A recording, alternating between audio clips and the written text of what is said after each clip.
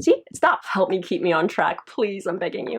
Today, I'm going to talk about something that is a really sensitive topic for me, and it is really hard to think about.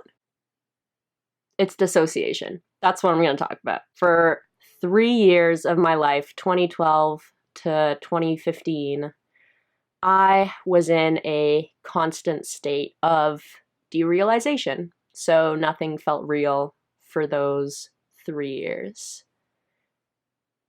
at all.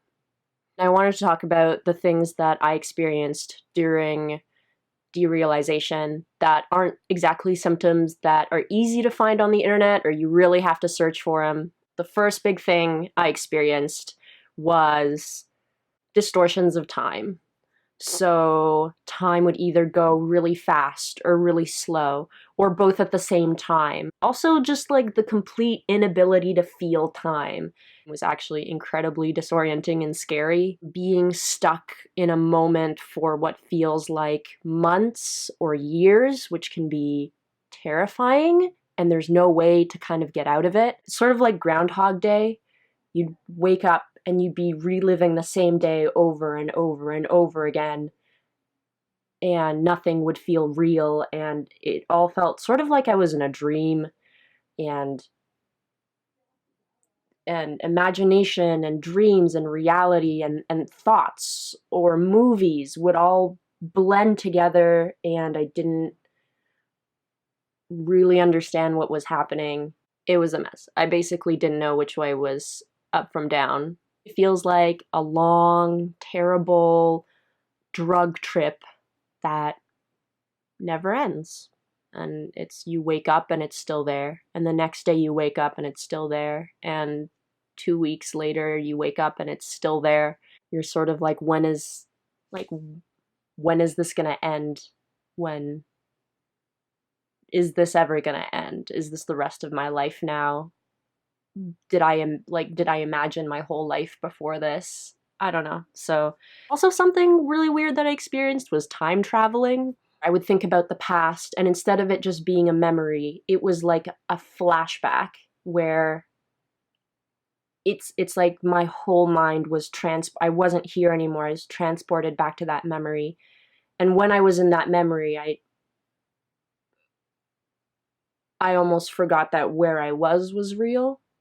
And I didn't know if I'd imagined where I am now. So another thing I experienced was acoustic and sound distortions. Like an example is I'd be in a really small bathroom and I'd talk to a friend or something, and it would sound like we were in this big auditorium where it's like the sound didn't match up to what I felt were the real limits of the area, and that was really disorienting. It also felt like I couldn't hear through bone conduction. You know how when you hear yourself on camera and you hear yourself in person, it sounds radically different? It's because when you hear a recording of yourself, you're not hearing your own voice through bone conduction, which is what you normally hear it through.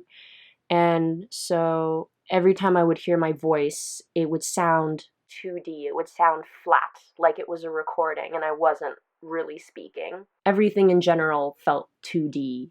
So I was looking at a recording of a 3D world, but what I was actually looking at was 2D, and everything just kind of felt flat.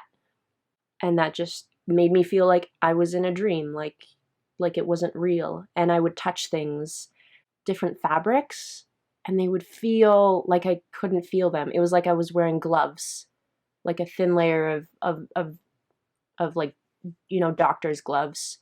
And like I could feel pressure, but I couldn't feel the fine-tuned sort of senses. They were absent to me. So another thing is synesthesia, which I don't usually experience. And for most people, or for a lot of people, it's like a fairly neutral experience. But for me, it was quite disturbing. So there were certain shades of pink that were unbearable to look at. Like, they just tripped me out. It was like I don't know how to explain. It was like looking at that color and I would just feel like everything was fake.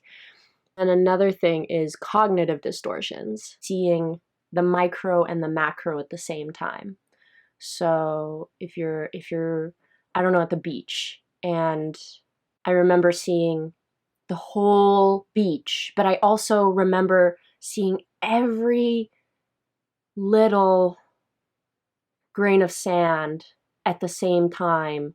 And I don't know really how that's possible, but just, it's like my brain was split in two and one of it was focusing on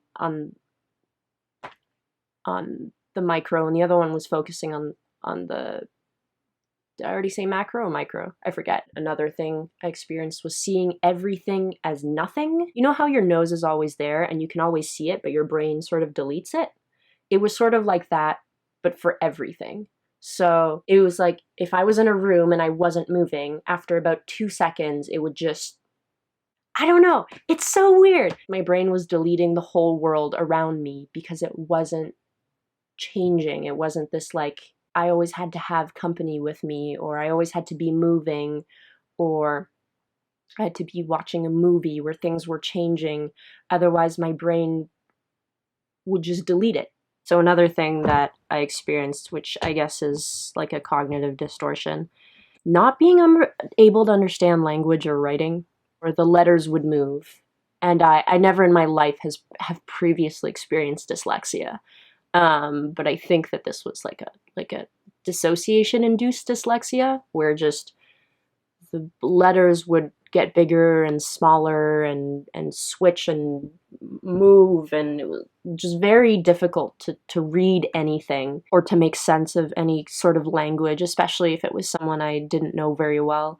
If they were talking to me, it was just like it was English, but in a just ever so slightly different dialect, and I couldn't grasp what people were saying to me. Also tunnel vision. I could see here, and then everything around it was completely blurry. And like the further it got away from the center, the more it lost color.